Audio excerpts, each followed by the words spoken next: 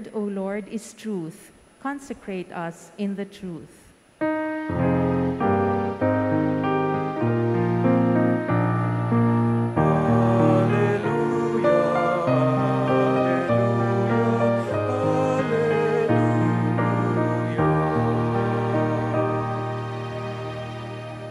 The Lord be with you. And with your spirit. Reading from the Holy Gospel according to Mark. Glory to you, O Lord. Jesus summoned the crowd again and said to them, "Hear me, all of you, and understand. Nothing that enters one from outside can defile that person, but the things that come out from within are what defile." When he got home away from the crowd, his disciples questioned him about the parable. He said to them, "Are even you likewise without understanding? Do you not realize that everything that goes into a person from outside cannot defile, since it enters not the heart but the stomach, and passes out into the latrine?" Thus he declared all foods clean. But what comes out of the man, that is what defiles him. From within the man, from his heart, come evil thoughts, unchastity, theft, murder, adultery, greed, malice, deceit, licentiousness, envy, blasphemy, arrogance, and folly.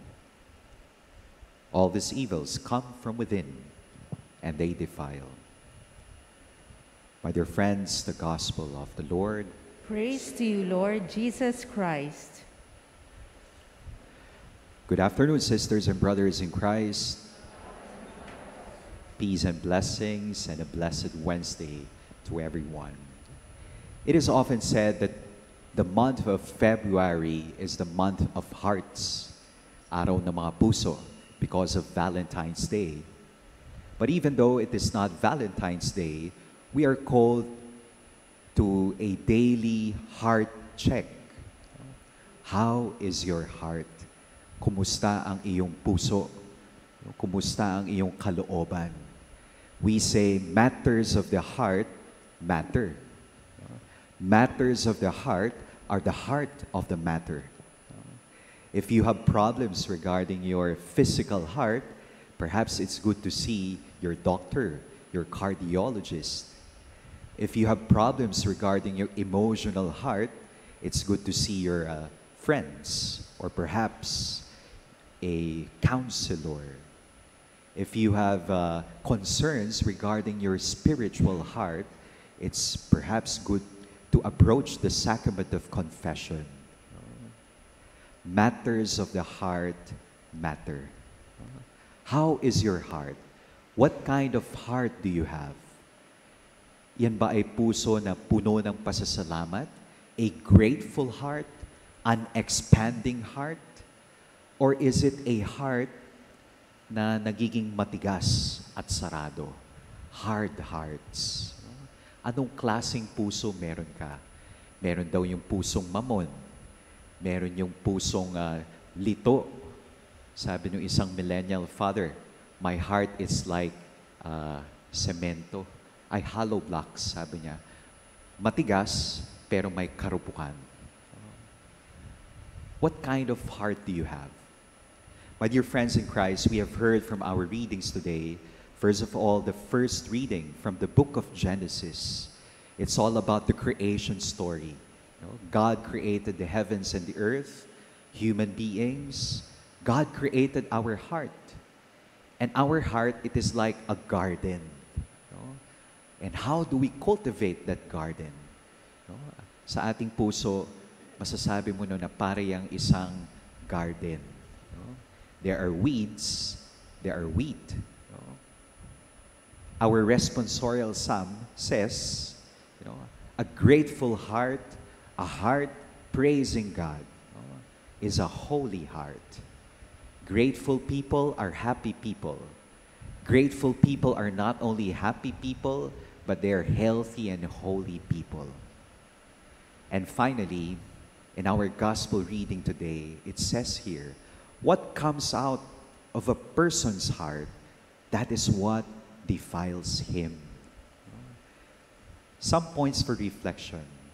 Number one, we are called to be grateful to God for the gift of our hearts. Magpasalamat sa Diyos sa biyaya ng puso. Ikalawa, discern, suriin ang laman ng puso. Ikatlo, buksan ang puso. Open your hearts to the grace of God. First, be grateful for the gift of heart. In scripture and tradition, the heart is not just the physical organ. The heart is the very core of a person. The heart is more than its contents. What are the contents of the heart? Emotions, passions, beliefs, desires. The heart is more than its operations, choices, responses. The heart is the center of a person, the core of a person. It is where God meets us. It is where we meet our deepest self. Kung kayo po, ano po ang ginagamit ninyo kapag kayo ay nagdedesisyon? Isip o puso? Who says head? When you decide, what do you use? Head or heart? Both. Who says head? Who says heart? Who says both? No? Sabi nila, where is our heart? Our heart is towards the left because it is not always right. Kaya kailangan daw ng isip. However, the heart, it says, philosophers would say, the heart has its reasons that reason itself does not know. May mga bagay na nauunawaan lamang ng puso at hindi kayang unawain ng isip. Kailangan bang magkaaway ang isip at puso? Definitely no. The head is the gateway to a person's heart. But it is through the heart that we encounter God.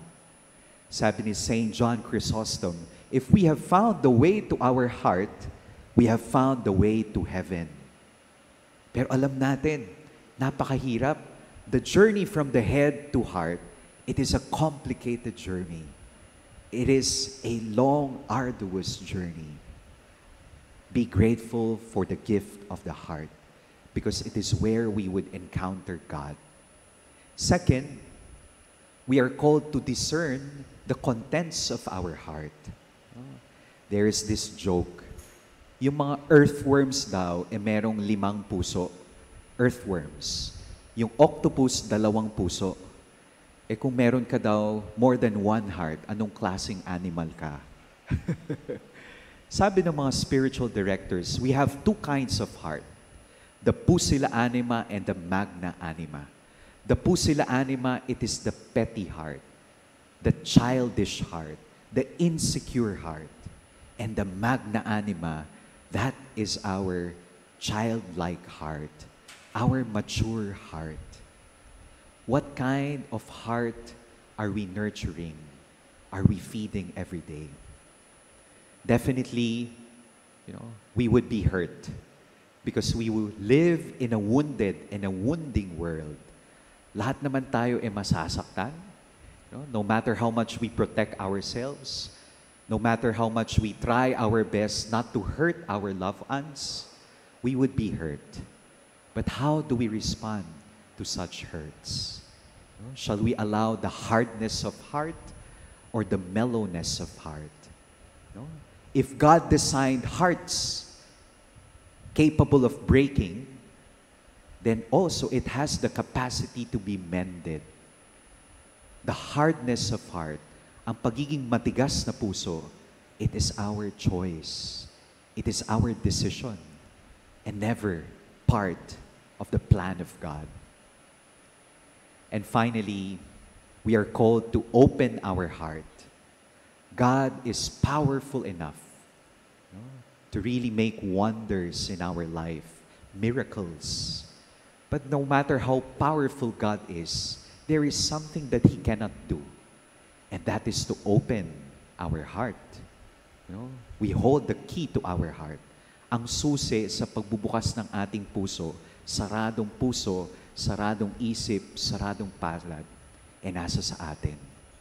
Hindi yun magagawa ng Diyos sapagkat ganun ang kanyang respect for our human freedom. My dear friends in Christ, in this Eucharistic celebration, we beg the Holy Spirit for us to open our hearts to the wonders of God, the healing wonders of God.